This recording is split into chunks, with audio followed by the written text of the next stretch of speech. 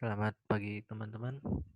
Pada pertemuan kita kali ini yang di pertemuan minggu ke-9, pembahasan kita adalah mengenai tentang Riparkot Palangkaraya ya, rencana rencana induk pembangunan kepariwisataan Kota Palangkaraya.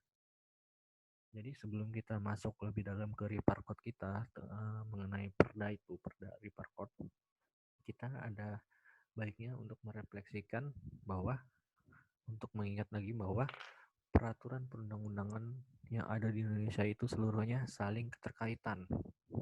Contoh, peraturan daerah kabupaten atau kota itu harus menyesuaikan dengan peraturan daerah provinsi. Terus peraturan daerah provinsi harus juga seimbang dan menyesuaikan juga dengan peraturan presiden. Begitu juga presiden harus mengikuti uh, peraturan presiden harus menyesuaikan dengan peraturan yang menjadi peraturan pemerintah sampai ke undang-undang tertinggi, yaitu Undang-Undang 1945. Nah, perda perda mengenai Riparkot ini juga ada juga memiliki berkesinambungan dengan Undang-Undang Kepariwisataan Nomor 10 Tahun 2009, dan juga menyesuaikan juga dengan pedoman Riparnas, karena pariwisata yang menjadi Riparnas uh, itu berkaitan dengan tempat wisata di daerah seluruh Indonesia.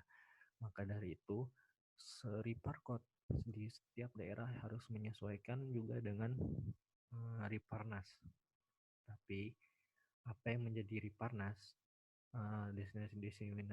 destinasi wisata apa yang ada dalam program Riparnas itu tidak semuanya masuk, tidak seluruh tempat destinasi pariwisata di Indonesia itu dimasukkan di Riparnas. Contohnya untuk Kalimantan Tengah saja, Riparnas yang masuk ke dalam agenda pembangunan nasional itu Taman Nasional Sebangau dan Tanjung Puting. Maka dari itu, pemerintah daerah diberi kewenangan untuk membuat Riparkot, rencana induk pembangunan pariwisata kota, yang dimana Riparkot ini harus menyesuaikan juga dengan Riparnas. Tapi di daerah-daerah kan tidak semuanya pariwisata di daerah-daerah masuk ke dalam agenda Riparnas. Maka dari itu, pemerintah di suatu daerah, baik kota maupun kabupaten, membuat Riparkot berdasarkan dengan tempat-tempat wisata yang ada di daerahnya masing-masing, yang dimana destinasi pariwisata tersebut bisa menjadi unggulan untuk dikembangkan, sehingga destinasi pariwisata yang belum tersentuh oleh Riparnas ini nanti ketika sudah dikembangkan lebih luas lagi, lebih maju lagi, tidak menutup kemungkinan tempat pariwisata yang masih dikembangkan di suatu daerah tersebut bisa masuk dalam program pembangunan kepariwisataan nasional.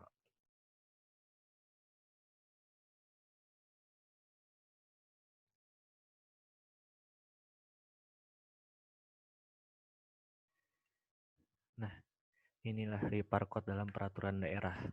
Jadi Riparkot dalam peraturan daerah itu menyesuaikan yang saya bilang tadi dengan Undang-Undang Nomor 10 Tahun 2009 tentang kepariwisataan, yaitu Undang-Undang Kepariwisataan ini sebagai alat untuk membangun sektor kepariwisataan yang berfokus pada pertumbuhan dan pemerataan ekonomi dan mensejahterakan masyarakat, dan pembangunan yang berorientasi pada pengembangan wilayah yang bertumbuh pada masyarakat dan memperdayakan masyarakat yang mencakup berbagai aspek seperti SDM-nya, pemasaran destinasinya, pengetahuan dan teknologinya, pemberdayaan usaha kecil, serta tanggung jawab dalam pemanfaatan sumber daya dan kekayaan alam dan budaya. Di minggu lalu kita pada pertemuan berapa itu saya lupa, jadi kita ada membahas mengenai paradigma pembangunan pariwisata yang berfokus pada pertumbuhan dan perbandingannya pariwisata yang berfokus pada berkelanjutan, sustainable. Jadi di sini menekankan bahwa setiap pembangunan pariwisata yang berfokus pada sustainable, pada berkelanjutan itu sudah pasti pertumbuhan. Eh, itu sudah pasti membahas tentang pertumbuhan kepariwisataan. Nah, tapi tidak pariwisata yang berfokus pada pertumbuhan itu belum tentu pariwisata yang berfokus belum tentu pembangunan pariwisata yang berfokus pada sustainable. Contohnya, sebelum adanya Undang-Undang Nomor 10 Tahun 2009 ini tentang kepariwisataan, dulu Undang-Undang Nomor 10 Tahun 1990 kalau saya tidak salah tentang kepariwisataan. Nah, undang-undang tersebut isinya untuk menguntungkan para investor dan juga pembangunan kepariwisataan yang berfokus pada pertumbuhan yang tidak melihat dampak-dampak negatif untuk ke depan dan kemudian harinya. Alhasil, peran utama pada Undang-Undang Nomor 10 Tahun 1990 tentang pariwisataan dulu itu mengedepankan swasta sebagai peran utama dalam pembangunan pariwisata, bukan masyarakat. Jadi masyarakat tidak memiliki partisipasi, artinya pasif. Hanya jadi penonton saja, hanya jadi pekerja saja di tempat perusahaan-perusahaan untuk dalam pembangunan kepariwisataan seperti hotel, restoran, habis itu tempat-tempat wisata milik swasta dan sebagainya macamnya. Nah, maka dari itu direvisilah undang-undang ini menjadi Undang-Undang Nomor 10 Tahun 2009 tentang kepariwisataan yang mengutamakan keberlanjutan, yaitu seperti yang ada di slide ini, berorientasi pada pengembangan wilayah yang bertumbuh pada masyarakat dan memberdayakan masyarakat yang mencakupi berbagai aspek seperti SDM, pemasaran, destinasi, dan lain-lain sebagainya macamnya ya. Nah, kita langsung membahas tentang Undang-Undang Nomor 10 Tahun 2009 tentang kepariwisataan. Yang dimana di sini jelas dikatakan di pasal 8 ayat 1 bahwa pembangunan kepariwisataan terdiri dari Riparnas, Riparprop, dan Riparkap atau KOT. Jadi Riparprop dan Riparkap ini harus menyesuaikan juga dengan Riparnas. Dan tentunya saja yang paling atasnya adalah menyesuaikan dengan Undang-Undang Nomor 10 Tahun 2009 tentang kepariwisataan. Jadi Riparnas, Riparpop, dan Riparkap ini adalah peraturan yang mengatur tentang tata laksana, tentang pelaksanaan dalam pembangunan kepariwisataan. Yang dimana Riparnas, Riparpop, dan Riparkap atau KOT ini mengedepankan pembangunan pariwisata yang meliputi pembangunan destinasi, pembangunan industri pariwisata, habis itu kelembagaan dan sebagainya macamnya, nanti yang akan kita bahas di slide-slide berikutnya. Nah, pada pasal 8 di ayat keduanya, pembangunan kepariwisataan itu sebagaimana dimaksud pada ayat 1 yang merupakan bagian integral dari RPJPN. Yang dimana RPJPN itu rencana jangka panjang nasional, yang dimana di situ meliputi semua sektor, entah sektor apa itu, termasuk sektor pariwisata di dalamnya. Terus di pasal 9 ayat 1 itu Riparnas diatur dalam PP, peraturan pemerintah. Ayat 2 Riparprop diatur dalam Perdaprop, peraturan daerah provinsi, dan juga Riparkap atau KOT diatur dalam peraturan daerah kota dan juga kabupaten. Nah, di pasal 4-nya, penyusunan rencana induk pembangunan kepariwisataan yang dimaksud dengan ayat 1, 2, dan 3 itu dilakukan dengan stakeholder kepariwisataan, yaitu pemerintah, masyarakat, habis itu swasta.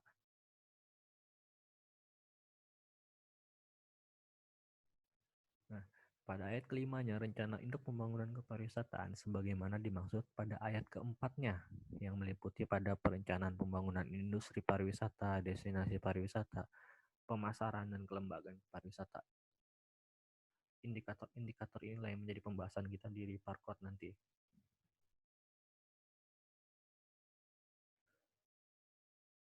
Nah, kita sudah mulai masuk kepada perdanya, Peraturan Daerah Kota Palangkaraya nomor 11 tahun 2017 tentang rencana induk pembangunan kepariwisataan Kota Palangkaraya di tahun 2017 sampai 2028, 10 tahun ya jangkanya Reparkot ini.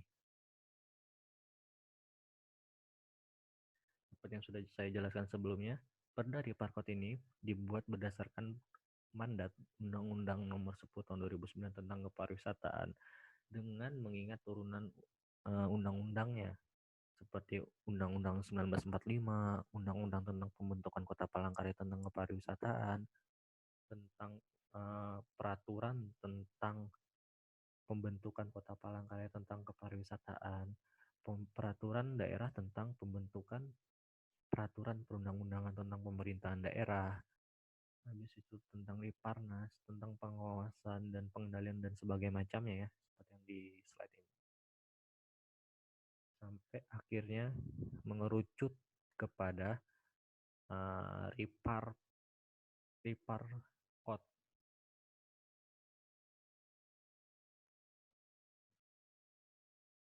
yang dimana Reparkot ini sebagai bentuk wujud dari Renstra, kelembagaan dinas pariwisata yang nantinya akan dibahas bersama di internal pemerintahan kota, terus lalu disahkan, lalu dibahas lagi, dibawa ke DPR dan lalu disahkan hingga menjadi RPJMD.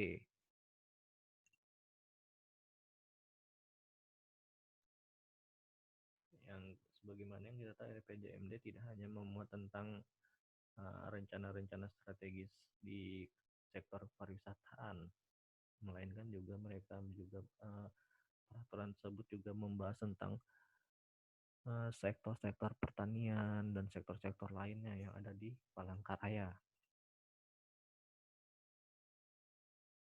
Nah, Reparkot ini merupakan wewenang dari pemerintah Kota Palangkaraya sendiri dan DPRD Kota, menyesuaikan UU Kepariwisataan dan mandat UU Riparnas, yaitu Undang-Undang nomor 50 kalau tidak salah tahun 2011 tentang Riparnas itu ya. Nah, penyelenggaraan kegiatan dari Reparkot ini sendiri dijalankan oleh pemerintah daerah yang bekerja sama dengan elemen masyarakat dan swasta, yaitu pemerintah daerah Kota Palangkaraya yang bekerja sama dengan masyarakat tempat, serta juga swasta dan serta juga pihak swasta sebagai investor.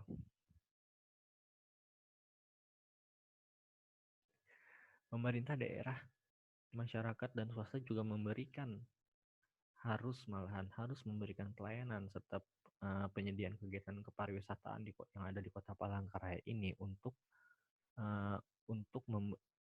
wisatawan dengan membangun fasilitas dan pelayanan kepariwisataan baik yang fisik dan non fisik, seperti yang kita jelaskan di slide minggu-minggu yang lalu, bahwa ada dua bentuk pembangunan dan pelayanan. Ada dua bentuk pembangunan kepariwisataan. Yang pertama itu pembangunan itu sendiri, yang kedua pelayanannya. Yang dimana di kedua elemen tersebut terdapat dua indikator, dua subbagian lagi di dalamnya, yaitu antara fisik dan non fisik.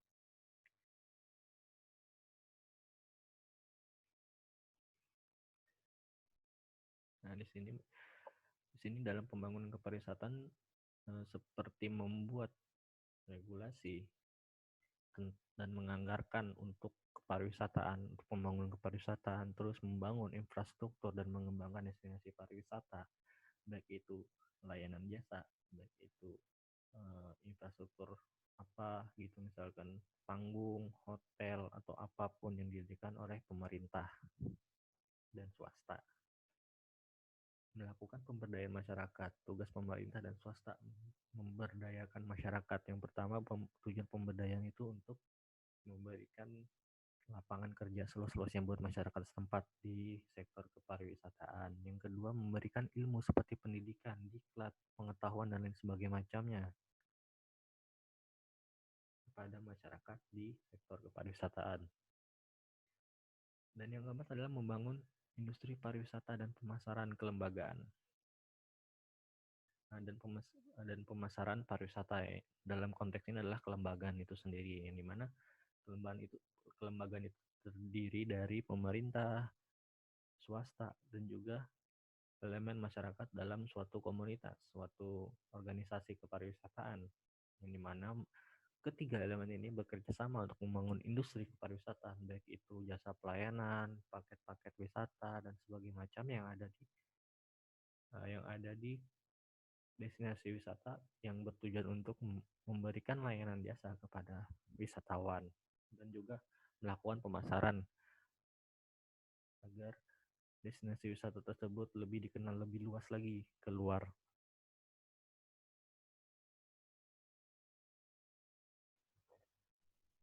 Dan juga pemasaran ini bisa merupakan pemasaran produk yang ada di destinasi pariwisata seperti kerajinan tangan, makanan khas destinasi wisata tersebut, dan lain sebagainya macamnya yang masuk dalam komponen pemasaran dalam kepariwisataan.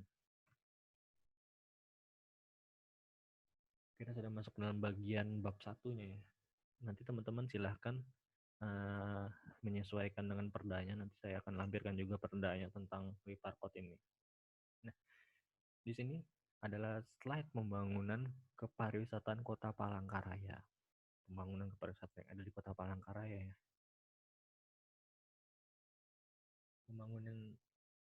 Pembangunannya itu meliputi yang pertama adalah destinasi, pemasaran industri, kelembagaan yang memuat tentang visi, misi, tujuan, sasaran, arah pembangunan kepariwisataan kota, dan indikasi program pembangunan kepariwisataan kota. Inilah indikator yang akan kita bahas nanti.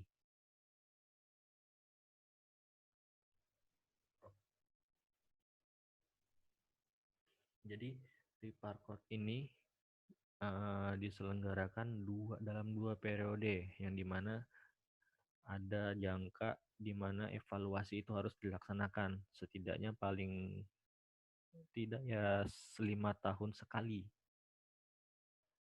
Nah, periode pelaksanaan di Parkot ini sendiri di Kota Palangkaraya terbagi menjadi dua, yang dimana periode pertama adalah di tahun 2017 sampai 2022. Satu periode 5 tahun. Yang kedua adalah di tahun 2023 dan sampai 2028.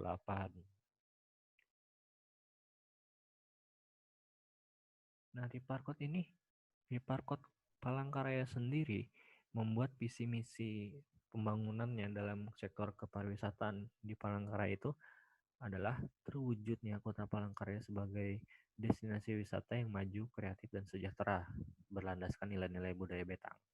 Dengan misi untuk membangun destinasi pariwisata beserta komponennya 4A, yang dimana 4A itu sudah kita bahas di slide-slide minggu sebelumnya, yaitu adalah accessibility, ancillarity, habis itu ada apa ya? Kenapa sih?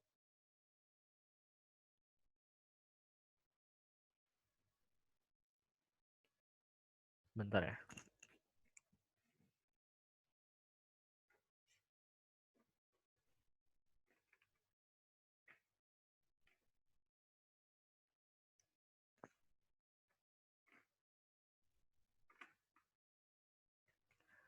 Amenitas dan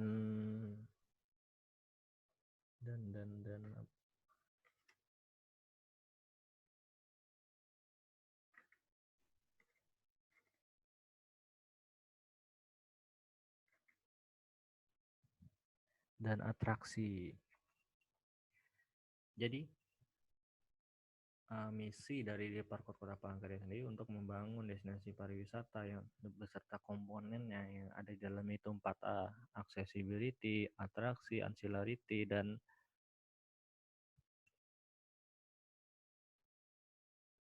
amenitas.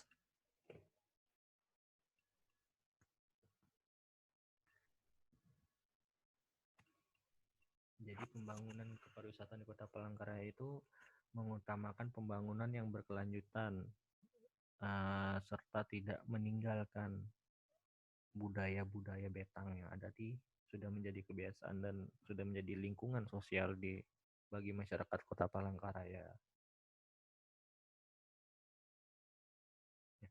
ini ya tujuan dan sasaran pembangunan pariwisata di Kota Palangkaraya. Tujuannya adalah yang pertama untuk peningkatan kualitas destinasi pariwisata dalam meningkatkan PAD pendapatan asli daerah PDRB itu seluruh total PAD yang didapat Kota Palangkaraya sendiri itulah PDRB. Jika PAD sendiri PAD Kota Palangkaraya mengalami peningkatan, artinya PDRB Kota Palangkaraya mengalami kenaikan juga. Dan meningkatkan kesejahteraan masyarakat yang menganut nilai-nilai budaya Betang.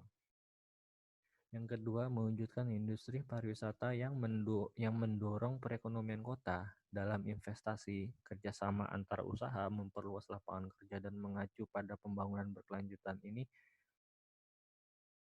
Tujuan nomor 2 ini harus adanya sinergi antara pemerintah, masyarakat, dan swasta, harus adanya kerjasama dan keseriusan agar apa yang menjadi tujuan dari Parkot ini terlaksana dengan baik. Terus yang ketiga, adanya sinergi dari tata kelola kelembagaan kepariwisataan itu sendiri dengan memaksimalkan dengan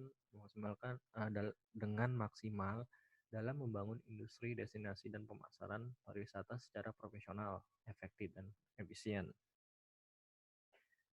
Terus yang keempat, untuk mengoptimalkan peran media sosial. Jadi peran media sosial seperti yang kita tahu sendiri kan sangat besar pengaruhnya dalam pemberitaan di media sosial ya, di dunia media digital.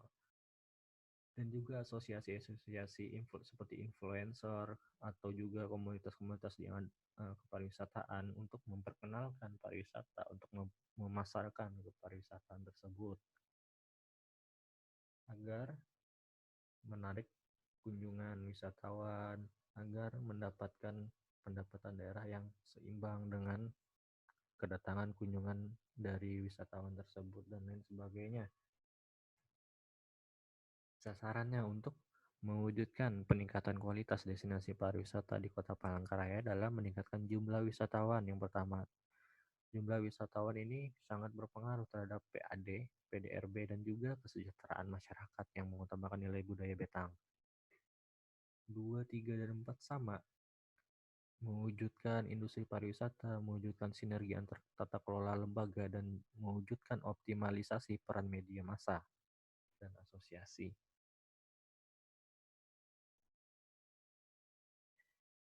Arah pembangunan kepariwisataan Kota Palangkaraya.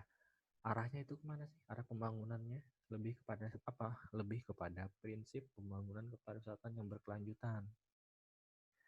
Tidak mengeksploitasi sumber daya alam secara lebih berlebihan. Terus lebih kepada peningkatan mutu kerja, peningkatan kesempatan kerja, pemberdayaan masyarakat seperti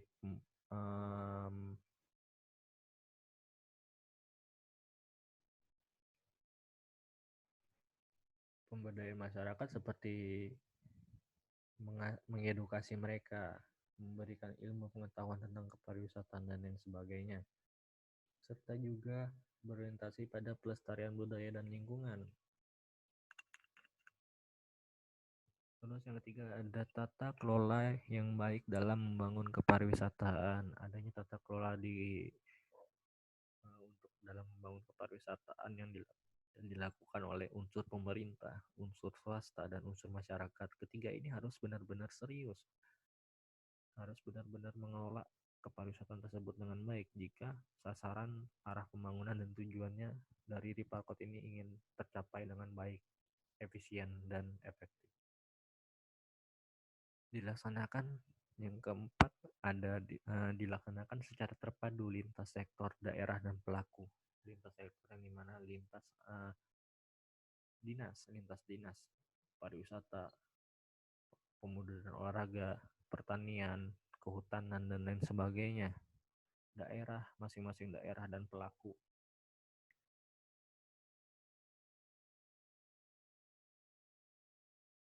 Terus dilaksanakan dengan mendorong kemitraan antar sektor.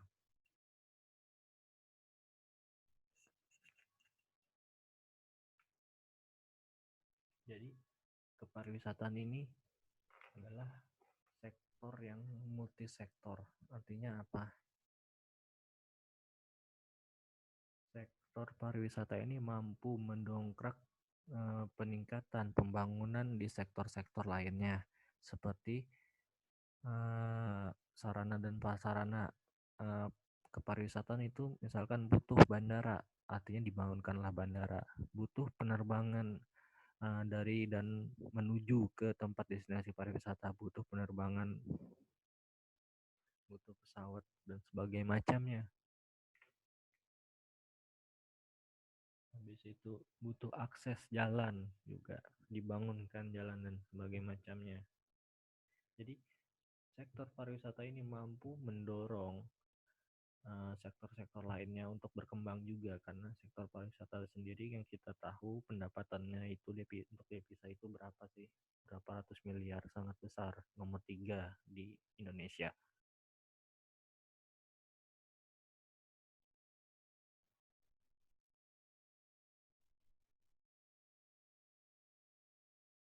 Nah, pembangunan destinasi pariwisata di Kota Palangkaraya ya. Kebijakan pengembangan destinasi pariwisata di Kota Palangkaraya ini meliputi kebijakan perwilayahan destinasi pariwisata. Nah, ini yang akan kita bahas. Di sini, pariwisata di Kota Palangkaraya ini terbagi dari 4 KSP. Apa itu KSP? Itu adalah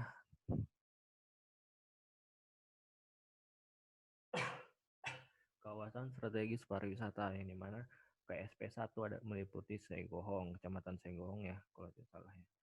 Terus KSP 2 meliputi Tumbang Tahai. KSP 3 meliputi Pahandut dan Kalapangan di KSP keempat, yang dimana masing-masing KSP tersebut memiliki ada destinasi-destinasi pariwisata yang ada di Palangkaraya.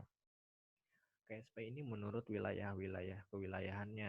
Yang KSP pertama di Segohong ada hutan Ulin Mangkubaru, Sandung Bawi Kubu, dan hutan pendidikan. Jadi KSP 1 ini difokuskan untuk wisata yang berbasis pada konservasi. Terus KSP 2 juga begitu, difokuskan pada wisata yang berbasis edukasi, pendidikan, budaya, dan konservasi juga. Terus KSP ketiga sama seperti KSP sebelumnya juga berbasis pada wisata kuliner dan keluarga. Terus di KSP keempat, wisata yang berbasis pada wisata lingkungan atau juga ekowisata.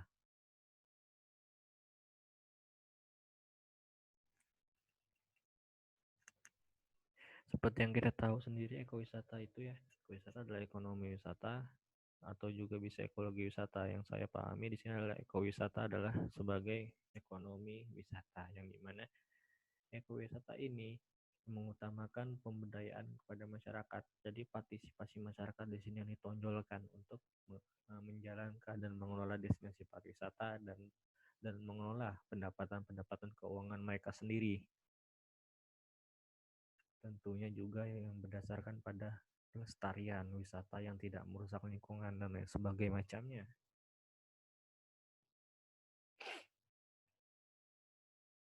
Nah, untuk pengembangan pada KSP 1 di Segohong ini bertujuan untuk meningkatkan jumlah kunjungan dan memperbanyak serta memaksimalkan kegiatan ekonomi kreatif, kerajinan, budaya lokal sebagai desa wisata, serta mengembangkan paket wisata desa wisata Segohong.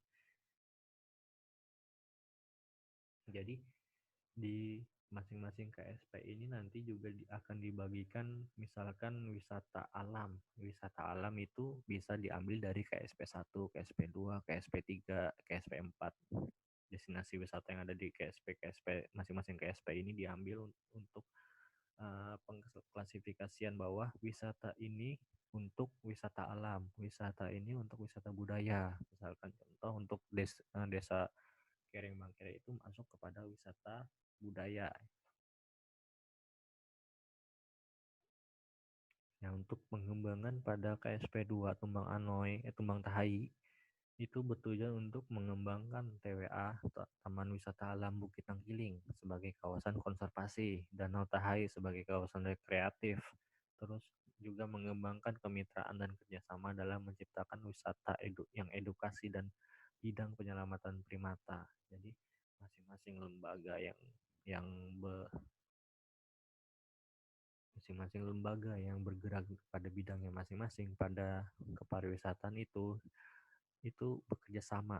Pemerintah bekerja sama dengan mereka untuk mengedukasi warga-warga di sekitar tempat wisata tersebut untuk menciptakan menciptakan sebuah edukasi, sebuah pembelajaran kepada masyarakat tersebut agar uh, mereka bisa mengelola, mereka bisa secara bertanggung jawab menjalankan kepariwisataan yang ada di masing-masing wilayah di KSP 2 terutamanya ya, di Tumbang Tahai. Terus ada pengembangan pada kawasan strategis pariwisata yang ketiga. Di sini adalah kawasan di Kota Palangkaraya sendiri, yang dimana wisata kuliner di Pelamboyan ini menjadi wisata yang berbasis pada kuliner ya. Terus kawasan arena rekreasi buatan sebagai pendukung wisata susur Sungai Kahayan. Terus pengembangan pada KSP 4 di Kelampangan yang bertujuan untuk mengembangkan kawasan Danau Tundai dan Kereng Bangkire sebagai kawasan wisata tirta. Maksud saya yang tadi adalah Kereng Bangkire ini masuk dalam wisata tirta ya, tirta dan juga Taman Sebangoy sebagai kawasan ekowisata, sebagai kawasan konservasi, penelitian dan sebagainya macamnya.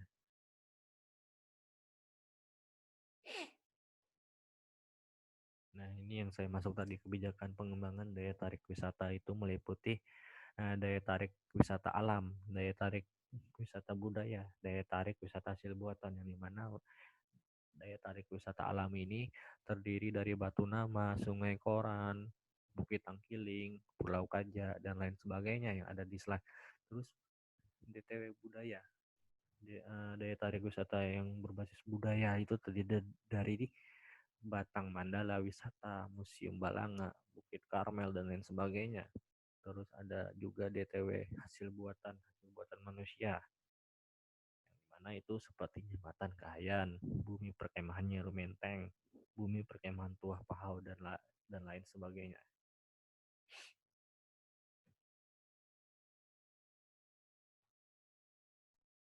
Nah, jadi pembangunan daya tarik wisata ini berdasarkan pada pembangunan kawasan strategis pariwisata, yang dimana pembangunan dan pengembangan kawasan strategis pariwisata ini dan pengendalian pembangunan kawasan strategis pariwisata itu meliputi perencanaan pembangunan KSP, kawasan strategis pariwisata, dengan perencanaan pembangunan itu diawali dengan menyusun Riparkot ini sendiri, menyusun perda tentang Riparkot, yang di dalamnya membahas tentang pembangunan dan pengembangan mengenai 4A pariwisata itu tadi: accessibility, atraksi, amenitas, dan ansilaritas. Terus yang kedua adalah pembangunan dan pengembangan KSP, kawasan strategis pariwisata, dengan melakukan kerjasama kemitraan atau bersinergi antar stakeholder, masyarakat, pemerintah, swasta, serta memberikan izin terkait mengenai pembangunan di KSP, yang dimana perizinan tersebut meliputi wewenang dari SKPD di bidang perizinan. Jadi pembangunan daya tarik wisata ini bertujuan untuk mendorong pertumbuhan KSP itu sendiri, pertumbuhan kawasan strategis pariwisata, dan pengembangan daerah, serta meningkatkan kualitas, daya saing, dan daya tarik yang berkelanjutan.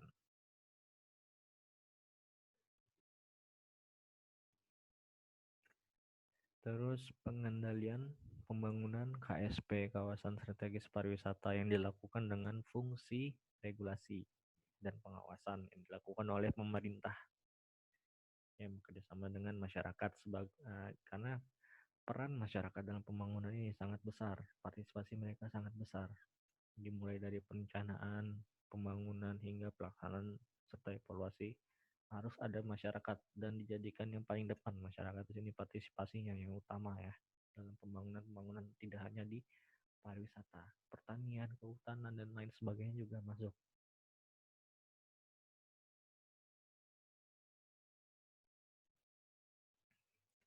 Pemberdayaan masyarakat dan investasi pariwisata. Jadi pemberdayaan masyarakat di sini dilakukan dengan cara meningkatkan peran dan kapasitas masyarakat, yang saya bilang tadi ya, masyarakat yang paling utama dalam pembangunan kepariwisataan, serta meningkatkan pemberdayaan masyarakat di sini tujuannya untuk dan juga untuk meningkatkan usaha perekonomian masyarakat serta menguatkan kesadaran masyarakat akan pariwisata tersebut, bahwa pariwisata tidak hanya merusak lingkungan, bahwa pariwisata tidak hanya untuk kalangan atas saja, melainkan pariwisata juga bisa dijalankan oleh masyarakat setempat. Dan juga masyarakat setempat di situ juga bisa diajari, diberikan edukasi pembelajaran sehingga pengetahuan kepariwisataan mereka menjadi lebih tahu lagi dalam mengelola, bagaimana cara mengelola pariwisata tersebut, sehingga peran masyarakat dalam mengelola kepariwisataan tersebut juga berimbas kepada mereka sendiri nantinya dari segi pendapatan, dari segi kesejahteraan dan lain sebagainya. Terus pembangunan investasi pada bidang kepariwisataan. Di sini dengan cara debirokratisasi dan diregulasi. Kita sudah membahas yang kemarin ya. Di sini untuk mengerucutkan aturan-aturan atau menghilangkan aturan-aturan yang menghambat investasi di sektor swasta dengan tidak meninggalkan atau mengurangi nilai-nilai kaidah-kaidah norma yang ada ya dalam pembuatan dan perumusan regulasi kebijakan.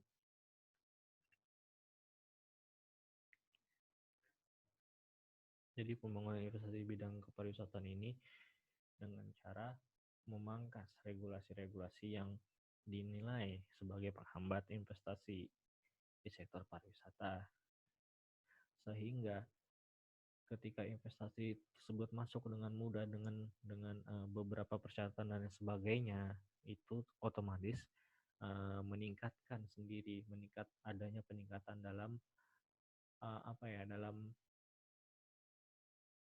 dalam pendapatan terhadap kepariwisataan kita. Tentunya dengan cara tidak mengurangi atau tidak mencelakai, mencederai alur-alur birokrasi yang ada.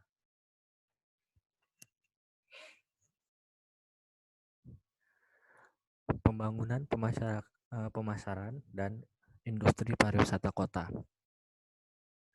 Pembangunan pemasaran pariwisata ini dilaksanakan dengan cara pemasaran terpadu dan pengembangan promosi destinasi tematik, yang dimana pemasaran terpadu tersebut mengembangkan keterpaduan sinergi promosi antara pemangku kepentingan pariwisata dan juga mengembangkan strategi pemasaran yang menekankan tanggung jawab terhadap masyarakat, sumber daya lingkungan, dan wisatawan. Di sini para pemangku kepariwisataan, entah itu pemerintah, baik itu masyarakat dan swasta, di sini saling bekerja sama, saling bersinergi. Terutama juga bagi influencer, peran mereka ini sangat terdepan ibaratnya di sektor kepariwisataan dalam bidang kepariwisataan untuk mempromosikan destinasi wisata yang ada di Kota Palangkaraya. Dan selanjutnya pengembangan promosi destinasi tematik, yang dimana promosi destinasi tematik ini dengan cara mengembangkan keterpaduan sinergi promosi berbasis tema. Jadi destinasi tematik ini yang mengembangkan promosi yang berbasis wisata tema wisata ya.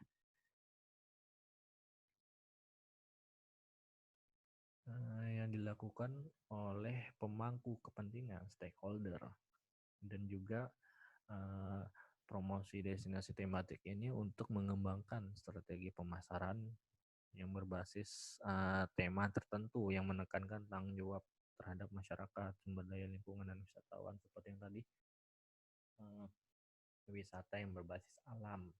Bagaimana cara pemerintah, masyarakat, dan swasta itu mengemas eh, destinasi wisata ini dengan baik, terus dipromosikan produk-produk destinasi wisata tersebut keluar, sehingga inilah yang disebut dengan pengembangan promosi tematik. Terus ada pembangunan industri pariwisata, yang mana pembangunan industri pariwisata ini meliputi peningkatan kualitas dan diverifikasi produk usaha pariwisata, terus peningkatan fasilitas, regulasi, dan insentif dalam mendorong pengembangan usaha pariwisata, dan juga untuk menguatkan kemitraan usaha pariwisata dan usaha mikro kecil maupun UMKM juga.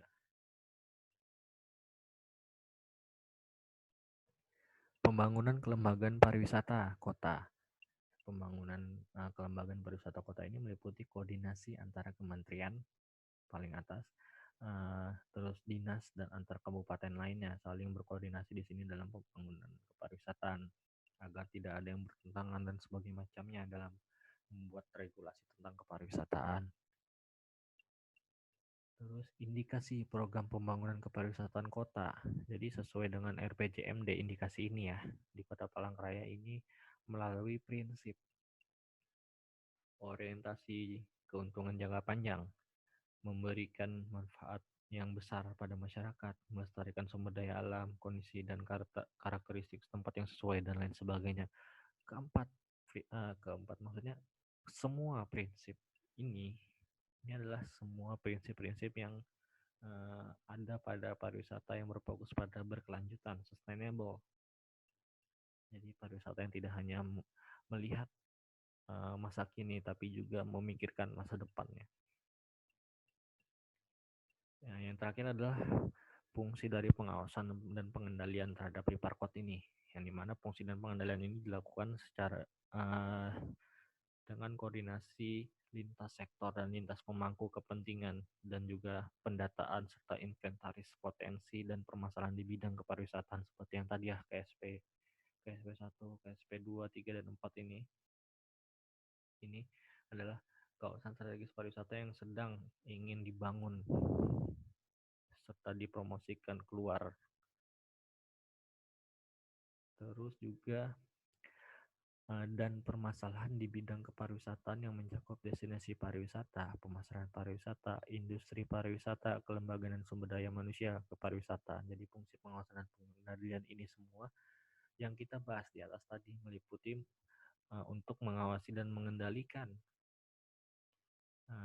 bagaimana pemasaran pariwisata, destinasi pariwisata, dan pembangunan industri pariwisata dan lain sebagainya, apakah efektif, efisien, ataupun profesional, cara-cara membangunnya bagaimana, sehingga ketika suatu kebijakan, suatu peraturan daerah itu dilaksanakan secara efisien dan profesional, maka hasilnya akan sesuai dengan hasil yang dikatakan.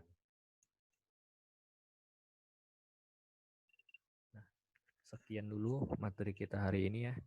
Jadi yang pertama adalah jika teman-teman ingin bertanya, silahkan komentar di kolom komentar ya di Classroom.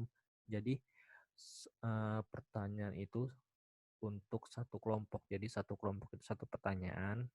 Karena ada 5 kelompok ya kalian ya. Yang kelompok Pak Bayu kemarin. Jadi kalian teman-teman semua bertanya satu pertanyaan satu kelompok ya. Jadi pertanyaannya meliputi tentang seputaran tentang Riparkot ini, seputaran tentang pembahasan materi kita pada hari ini tentang Riparkot Palangkaraya. Terus jika tidak ada pertanyaan, teman-teman bisa membuat sanggahan ataupun ada yang ingin didiskusikan. Silakan berikan komentar teman-teman di kolom komentar di Classroom ya. Tentunya satu pertanyaan satu kelompok ya. Mungkin akan saya berikan jawabannya di pertemuan minggu depan ya, di pertemuan ke-10 ya. Jadi itu saja materi pada hari ini. Saya ucapkan terima kasih.